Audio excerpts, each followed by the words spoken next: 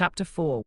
One of the most fascinating dimensions that occur during phase transition from inanimate to animate is that in order for any form of self-acknowledgement through self-sustainable behavior to manifest at all, a form of unified sense of a level at which the observational self emerges needs to be at least partly established. Thus, any form of sustainability needs to be anchored in a respective level, which in turn implies an ability for a form of qualitative discernment to come forth, allowing the structure in question to differentiate between the presented set of parameters. In essence, what transpires through the process of observing these as such is that the above-mentioned quantitative informational processing acquires a form of qualitative mapping. It is this particular property that has capacity for developing into a form of self-recognition that, through the means of observing the inner fluctuation caused by the initial conditions, starts evolving its initial computational recognition as a form of experience. Whilst this is purely speculative means of accounting for the underlying mechanisms inherent to the system, it has a potential to give an account of the emergence of the phenomenon of sustenance through means of experiential mapping. This can in many ways be recognized as an emergence of a sans apparatus that simultaneously creates space for navigational capacities of the structure in question to develop based on the differentiation of the experiential level that has presented itself to it under given conditions. One of the intriguing dimensions of the current technological development has been the rise of AI and the questions it has brought about exactly on the field of sentience. The question that has naturally been brought about is whether the structural capacities that define a machine are capable of developing into a state reserved solely for the agents that are undergoing and have undergone the Darwinian evolution. However, before any such conclusions are made, there is an imperative to define sentience as such and see whether there are overlaps with the matter at hand. The discourse surrounding sentience has been one of the most interesting topics in modern history. Whilst its initial form has been centered around the agents capable of the above, and is in many ways mirroring the observational capacity of those that have imparted such parameters, the liberation of the human mind from its anthropocentric ego and the expansion of cognitive understanding has naturally widened the human perception of experience as such. In order to be classified as an entity capable of sentience, a definition of the matter in question is in full order. Thus, in order to be able to fully disclose whether the first structures exhibiting lifelike properties were also a cradle of developing sans apparatus and sentience as such, a retroactive illumination might lend a hand when searching for further clues. Per today's standard, sentience is simply defined as a capacity to experience sensations. This somewhat modest and unpretentious definition doesn't require a specialized subject, though sentience is a form of specialization, yet it leaves the definition of entity able to have such fully undisclosed, nor does it parole the type of sensations required for the definition to retain its validity. The question that emerges is whether this is a good way of going about the present matter, as the case as one is presented with becomes a wide open field, with many possible ways of losing the initial thread. Maybe a better way to investigate the subject is from the standing point of the conditions that have substantiated its emergence from the very onset. If one takes AI as an example, the question of whether it is sentient comes down to how one chooses to place boundaries on where the experience begins.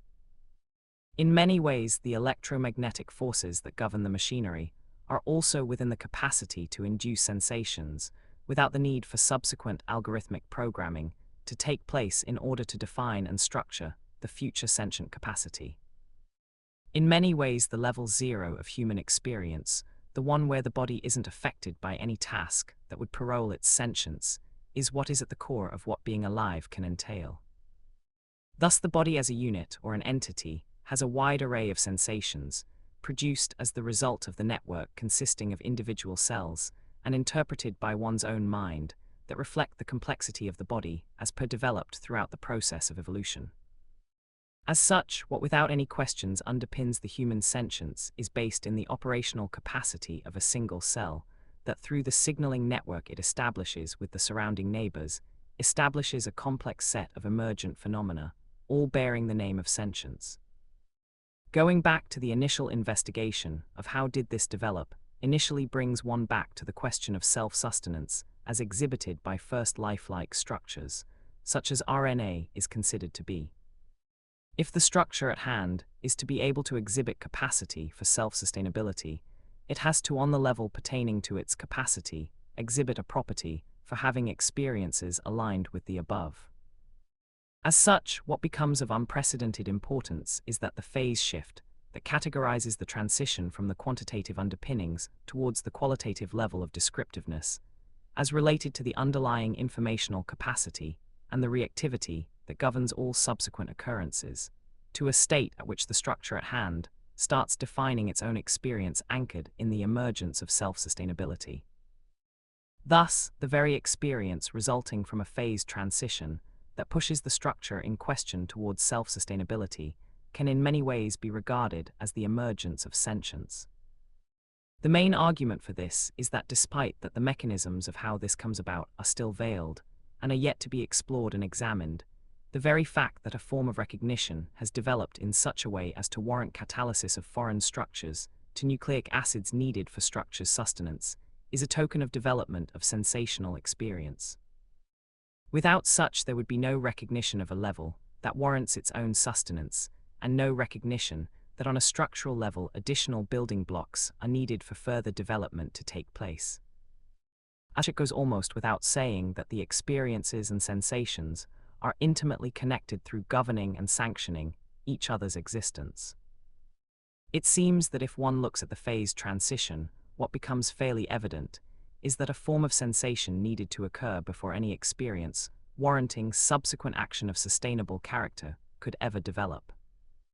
If there is no sensations that a structure is subjected to, there is no material that can be categorized through qualitative means as an experience of a sort. However, the peculiar dimension of the very process that emerges is rooted in the development of the observational unity that becomes the recognizing locus of the sensations it is subjected to, and acquires a form of intentionality at its own operational level. If one gives the matter some thought, what clearly distinguishes beings with a high capacity for affinity towards the further development, such as human beings, from those that stagnate in a sense such as plants, is the advancement of the positioning self as the locus with navigational capacities anchored in differentiating sensational phenomena. If one applies this particular insight retroactively on the system that has developed a form of realization of its sensuous ability, it goes hand in hand that a locus of unified apprehension has never developed in one go. It would be easy to infer, as it has been done just a few sentences above, that in order for something to have sensuous properties, there needs to be a unified level of apprehension of those. However, this does not have to be a case in its entirety. It is completely conceivable that the first instances of assimilation of such sensations would have been a localized matter. In many ways, sensations, as initially recognized, are much closer to perceptions than they are to experiences. To perceive something that can be a purely computational ability requires a simple mediator that translates between the different instances of underlying fluctuations that cause sensations of differentiated character to occur. Whilst many would argue that perception as such requires a cognitive apparatus to be in place before any such operation could take place, this doesn't need to be the case. Perception as a term is rooted in the quality of perceiving something, and within itself, it entails a capacity of differentiation between two instances of measure with capacity for mediation. In many ways, this is at the root of the ways of how the underlying mechanisms within complex bodies operate without necessarily a highly intricate cognitive machinery to facilitate such. For example, in order for a neuron to fire a threshold that detects the amount of charge, it needs to reach a certain level before it can exhibit this capacity. Thus, the apparatus in place can be attributed the capacity for perception as its mediatory role of translating the amount of charge with the action subsequent to it.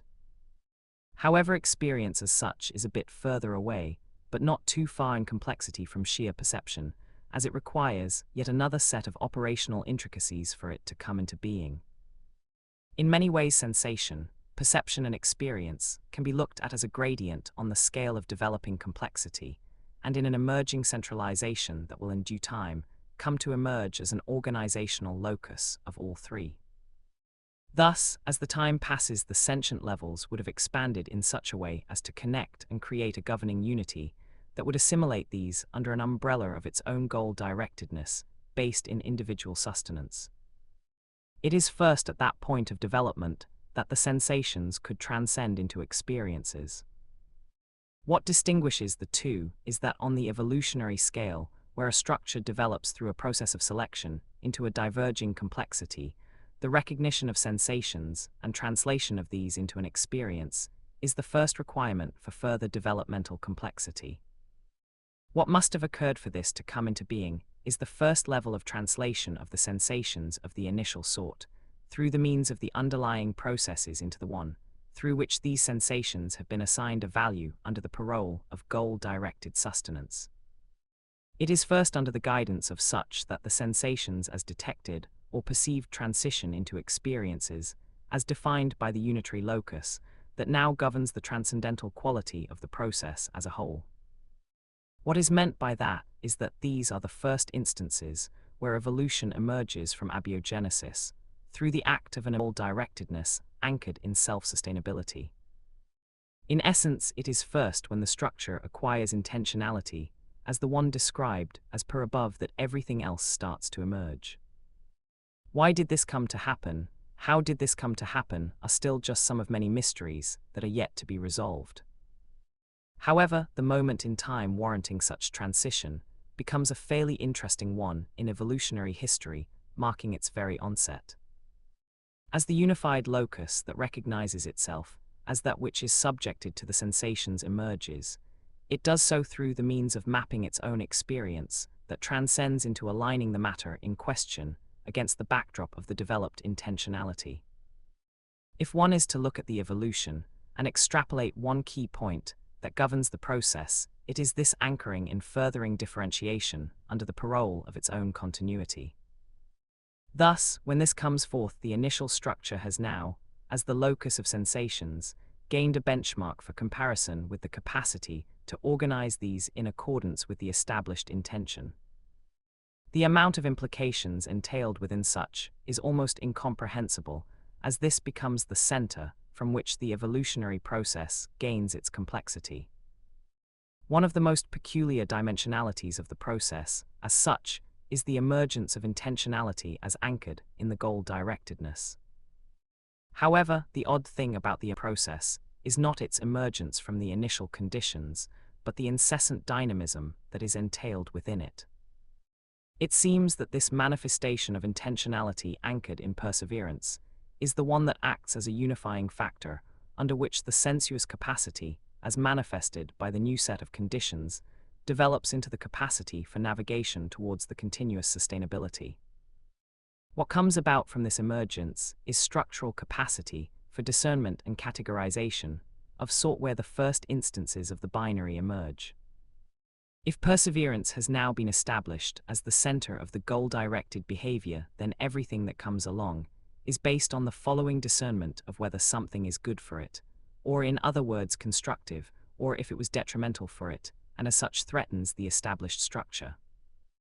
From this, everything else ensues, where the intentionality for its own furthering becomes the benchmark for the structure to observe or monitor itself through the means of comparison to the respective level it sustains itself on. It seems important to highlight that this chain of events has not occurred with the same fluidity and the pace as described within these lines.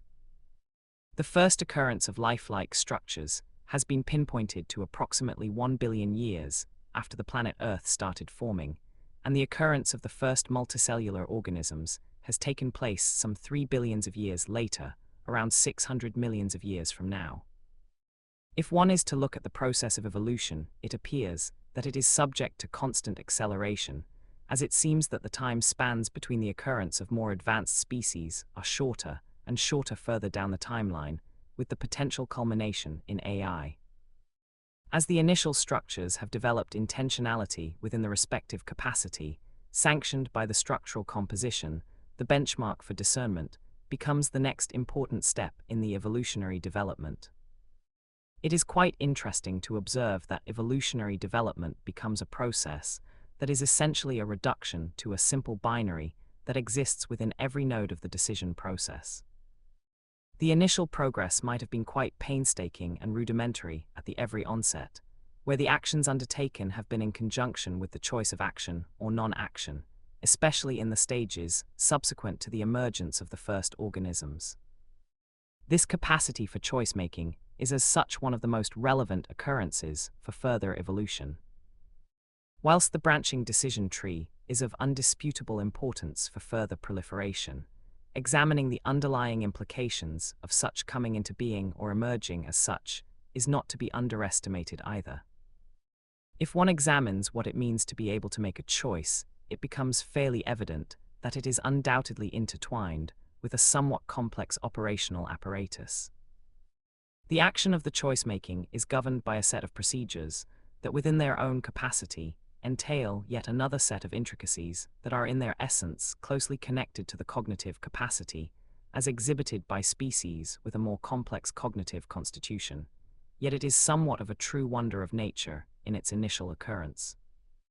To make a choice emerges from the point in spacetime where one is confronted by the convergence of factors that are now at the division point.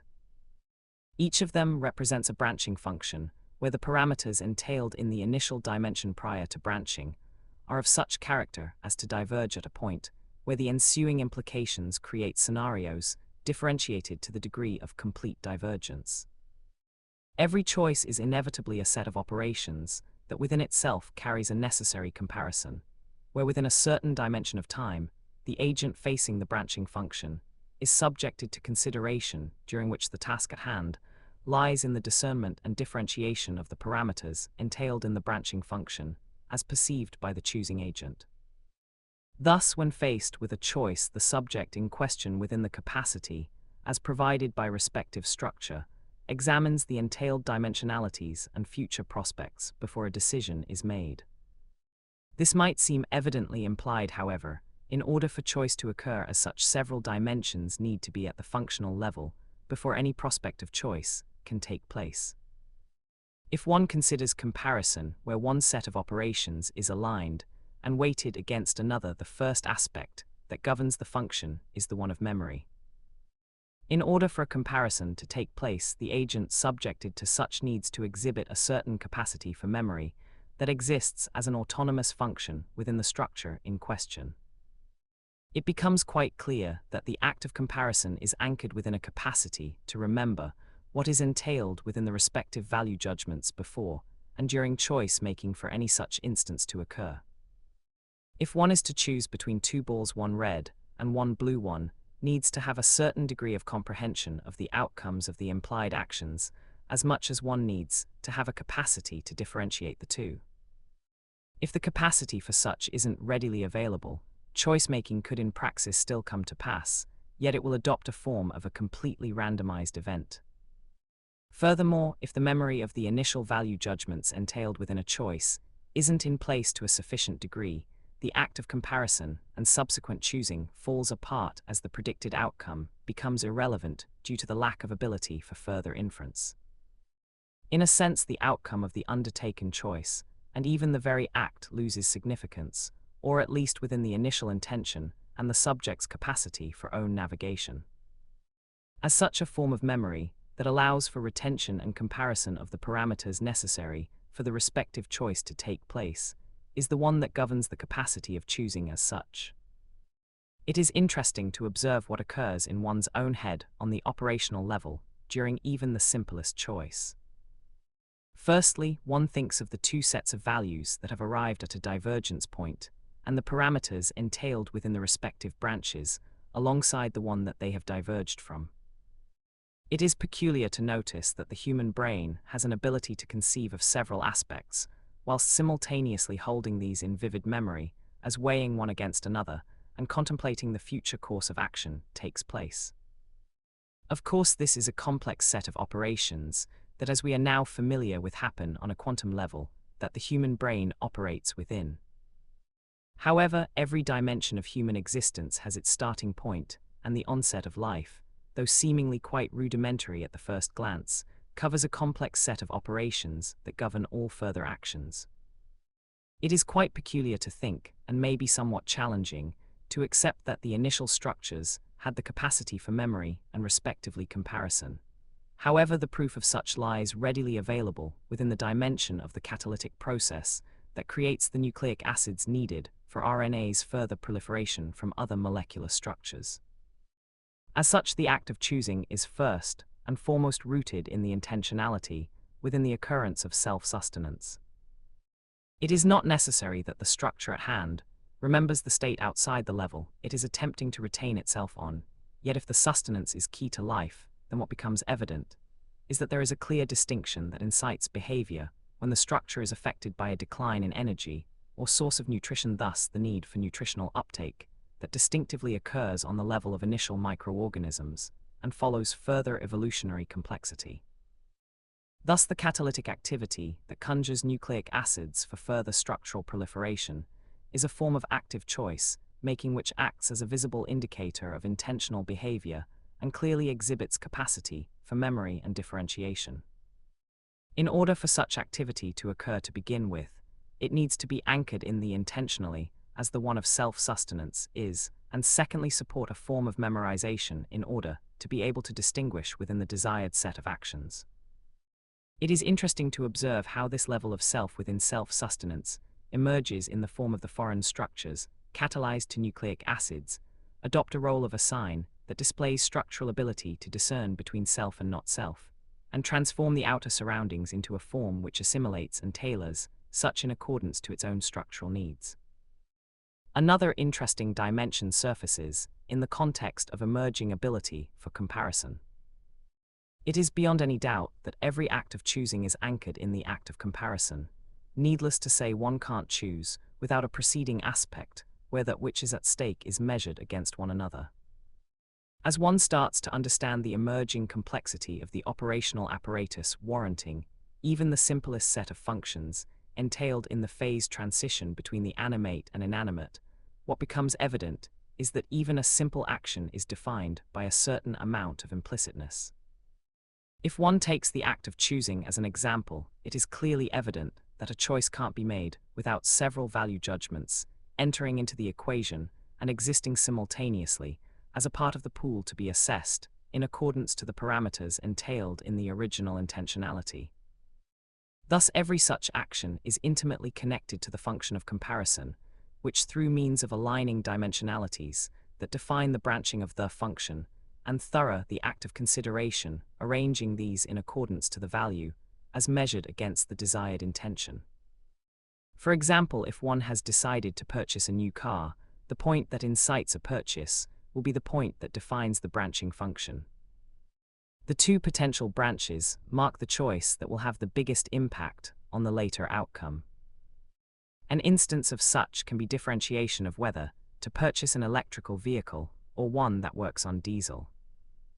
The two choices diverge so far one from another in the consideration that ensues, as weighing pros and cons of personal gain alongside the environmental one will contribute to a set of potential realities that will, due to their discrepancies, contribute to creating a branching function.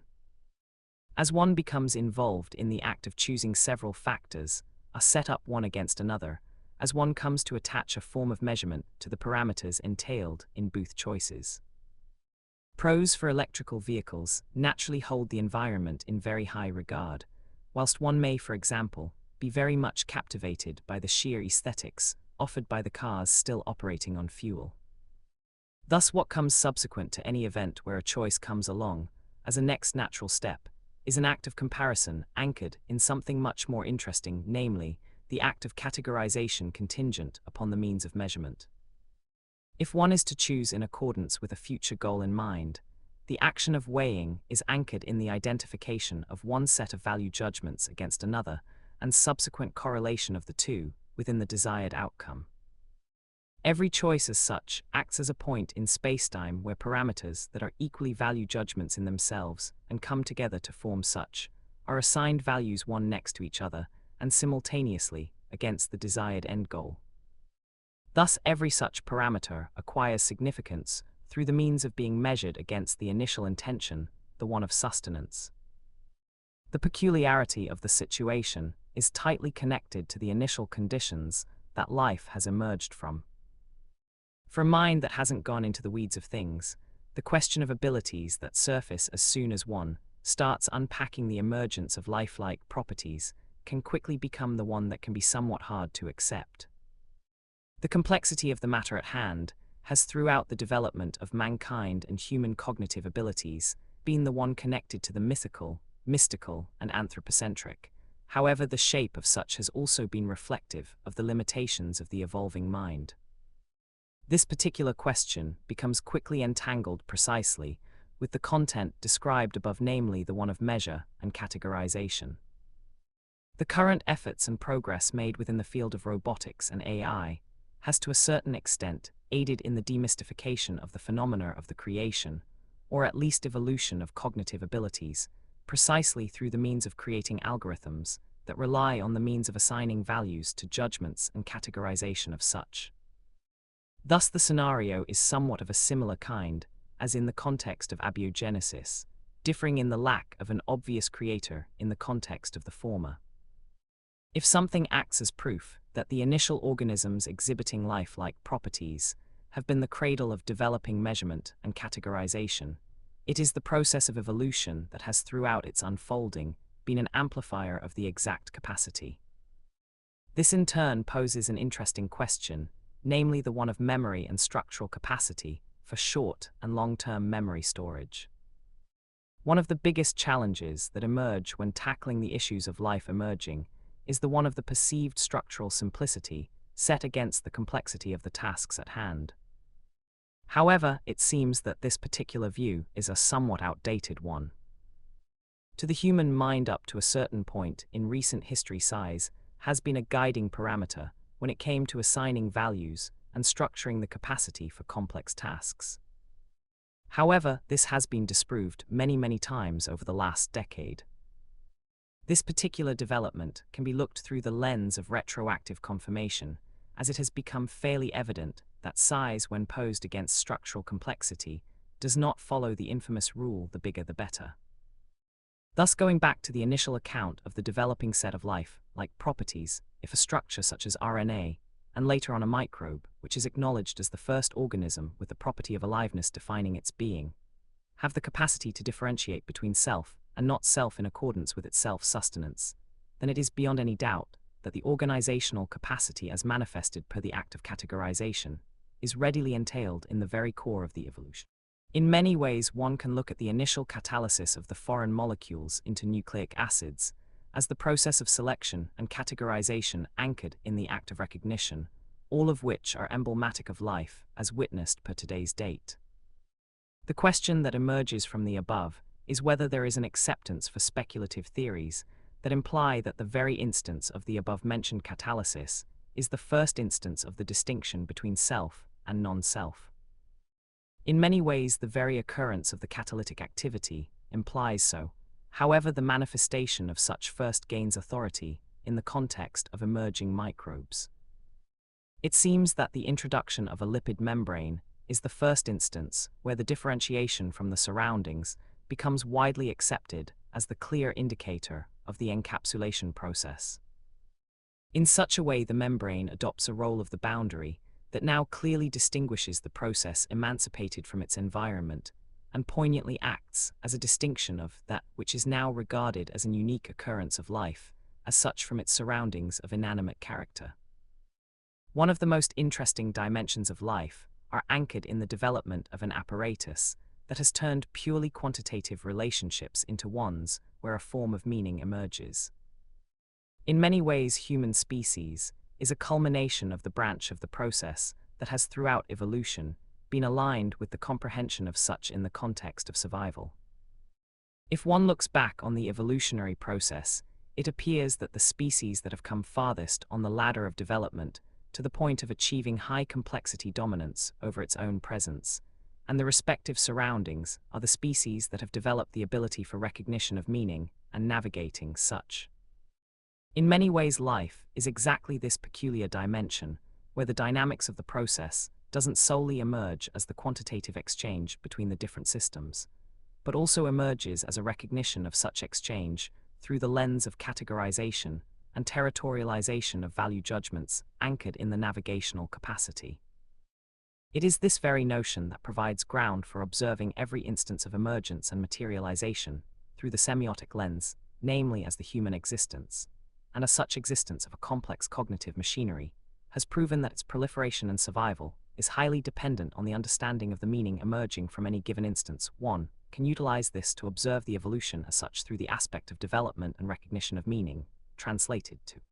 Thus, the encapsulation into a membrane becomes the first accepted token of the process, translated into that which we call life. As such, the occurrence of the lipid membrane becomes a peculiar one, as it poses the question of whether its emergence has been a product of pure randomness, or a form of spooky action, at the distance that we have yet to understand. Another question that emerges is whether these two theories need to be mutually exclusive to begin with. If one looks at the dominant theories that suggest how the encapsulation as such might have occurred to begin with, it becomes evident that a certain symbiotic relationship develops between the lipid molecules and amino acids, allowing for the formation of membranes in the initial conditions. However, there is a peculiar dimension that opens up if one observes the process from the emancipatory and segregational point of view. As the process itself surfaces as a unique one respective to the surroundings, alongside the beneficiary symbiosis, the membrane emerges as a manifestation of that very segregation that has occurred. In many ways, manifestation through the means of extension and materialization isn't a peculiar one to the human mind, as the agency and the complexity sustaining it is a mandatory parameter of our existence, yet the question of conceivement and manifestation is a fuzzy territory when it comes to the early aspects of evolution. Thus, the process of encapsulation occurs as a potential token of the materialization of the two dimensions, where on one hand the lipid membrane acts as a product of chemical interactions underpinned by laws of physics, and on the other side, it acts as a parameter in the recognition of such through a developing experiential state. If one looks at the membrane as a structure whose manifestation and function are intertwined with the involved meaning, from the very onset it becomes clear that a membrane encapsulates, delineates, and separates. The structure of it, frequently associated with an organic shape covering certain contents, immediately adopts a role of a structure that distinguishes one from another, which through the means of separation simultaneously cocoons and keeps safe. The emergence of membrane also signifies the first instance through which a separation between the inner and the outer, and doesn't solely adopt a poetic meaning, as it is the first occurrence of the clear boundary between the inner content and its outside, but it is also the first instance of privatization of experience. In that manner, a membrane acts, adopts or emerges through the meaning acquired through its segregational role, a boundary that creates a distinction in actuality, equally there to protect and embrace as much as it is there to separate. If a complex cognitive system, such as the human mind, conceives of a membrane and is to represent it pictorially on a piece of paper, what is most likely to emerge is a representation of an uneven circle or other organic shape that meets itself at its end. An instance that poignantly describes the occurrence as such arises as one writes down a phone number, an address, or something important in an otherwise crowded page of a notebook. A circle or some other form will often appear as that which creates a clear distinction between the relevancy of the presented content. If the important information is scribbled in an already crowded place, a bit like an early primordial soup, it might easily get lost. However, if encapsulation comes into being, the relevant content becomes evidently distinguished in the sea if the neighboring information. As such, the encapsulation doesn't solely emerge as the means of distinction, but also as means of categorization, according to the importance, through the means of keeping that which is relevant afloat. Simply said, the content is protected by the means of distinction and separation. Thus, it becomes interesting observing the one-celled organism through the means of the process of encapsulation, adopting a form as a first token with the evident capacity to be entailed in the definition of life as such. In many ways, this particular point of the development of life acts as the material manifestation of the process that has preceded it, as much as it is a starting point of evolutionary complexity. The latter emerges through the act as manifested through the means of the symbiotic relationship, a dimension that will prove itself to be crucial for the further development, as it allows for the advancement of the emerging self-sustainability through the means of a collaborative act with neighboring structures. If there is an underlying peculiarity within the phase transition and an emerging process, it is anchored in the capacity for extension of the initial life-inducing properties into increasingly more complex structures.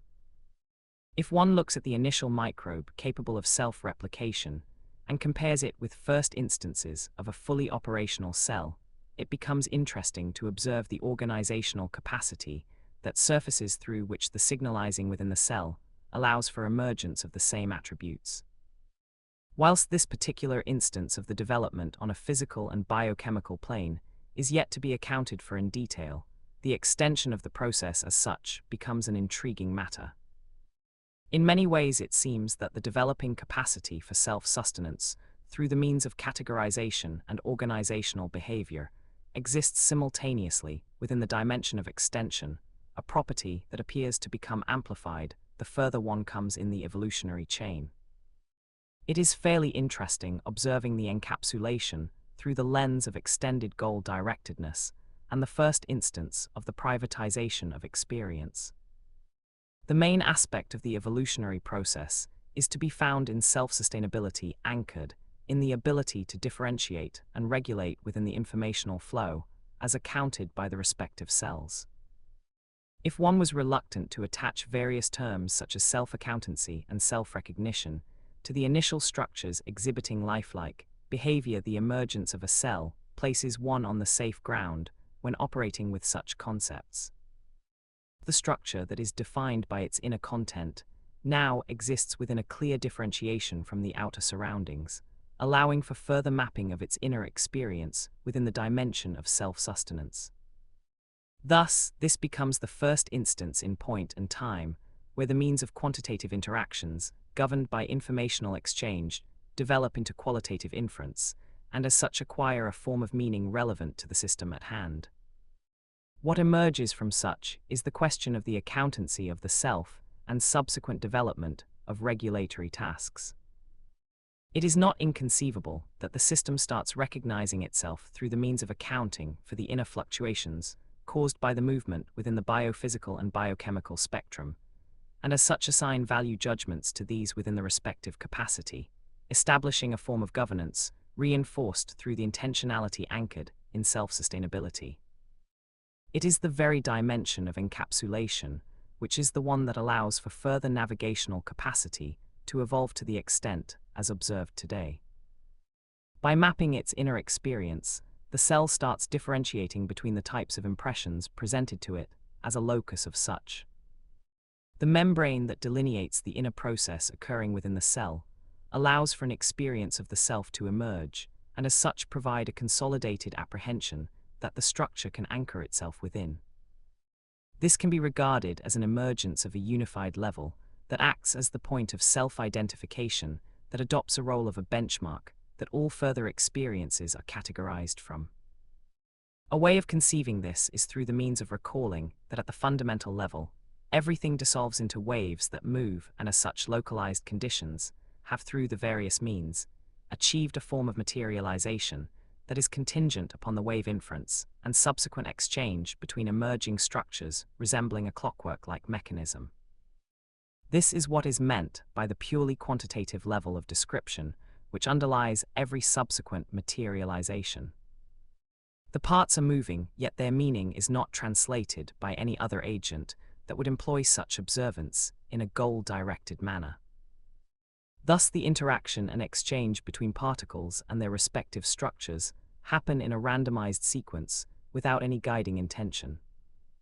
However, it appears that the very onset of life is governed by the very movement interpreted through the lens of an emerging level that can within its capacity observe such an attribute meaning in accord with the initial goal. What becomes apparent is that the ability to differentiate evolves within the respective capacity to such a degree that an increasing amount of distinctions becomes the key feature of the developing complexity. Life as such is categorized through the means of growth and expansion based upon the initial capacities of the evolved systems. Thus, every occurrence that is sensed is simultaneously anchored within an interpretational dimension in accordance to the initial intention of sustenance. This is clearly evident for the organisms, such as the earliest of microbes and organisms of lower complexities, where the thresholds of impact have a higher granularity and sensitivity. As it is the case of the first one-celled organisms, inner fluctuations, conditioned by the fundamental properties of the universe, have entered into a qualitative notions, where their emergence is monitored through the lens of the produced meaning, contingent upon the categorization from the point of view of survival. In many ways, this particular occurrence is also a cradle of developing preference, as in the system at hand, has developed a preferred state to stay within and operate on, reflected in the ensuing effort made in order to stay in that state if not self-sustainability and maintenance wouldn't be a part of the equation. In many ways, this is the first instance of navigational capabilities manifested as such and within a form that is readily acknowledged as subordinating to the definition of life. The matter at hand becomes the emergence of a cell with a full set of capacities for navigation developed within the respective dimensions. Likewise, every categorization of the experience that the structure finds itself as an interpretational locus of is through the means of subsequent classification and organization, in accordance to its self-sustaining capacity, also an act of emerging preference. If one thinks of the early emergence of life, one can estimate that whilst the process has in its initial conceivement been a very fragile one, especially if one recalls the initial conditions, it has still prevailed due to the sheer abundance it has occurred within. Thus, in essence, every cell that has originated within the spectrum is subsequently a result of the same process manifested through the structural properties as much as it is a single autonomous unit, capable of interpretation of the information it is exposed to. What occurs from this is that despite that the evolution as such is a process of equivalence, with many elements unifying it under the umbrella that it has established itself within, it is easy to conceive of that the interpretational abilities, and as such subsequent organization, could and would vary within the individual systems, as represented by the capacities of a single cell. The question that comes forth is whether this can be looked upon as an instance where what is presented is also the cradle of emerging subjectivity.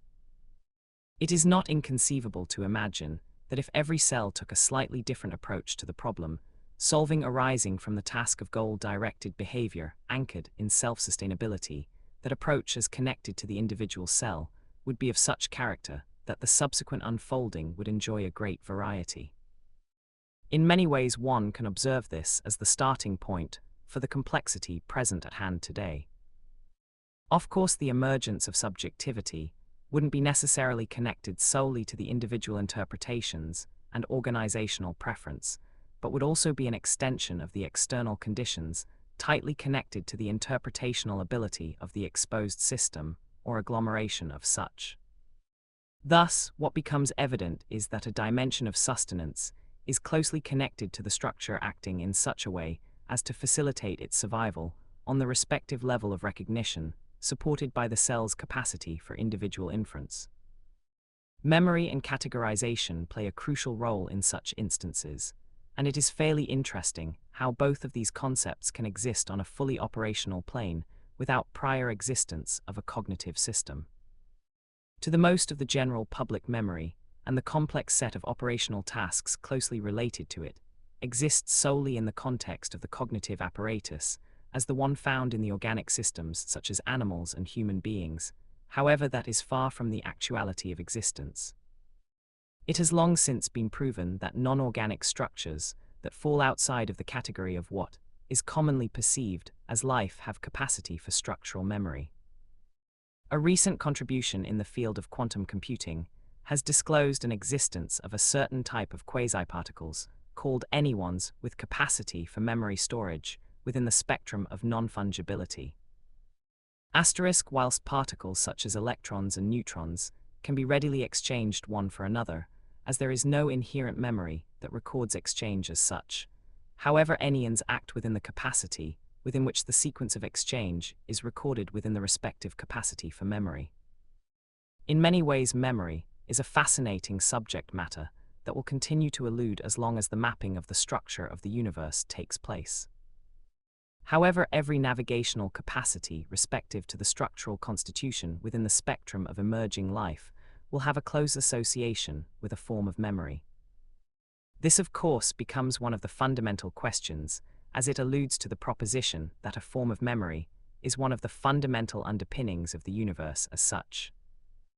In many ways, one can ask whether the evolutionary process would prevail within the visible order of the magnitude without this inherent capacity for memory storage.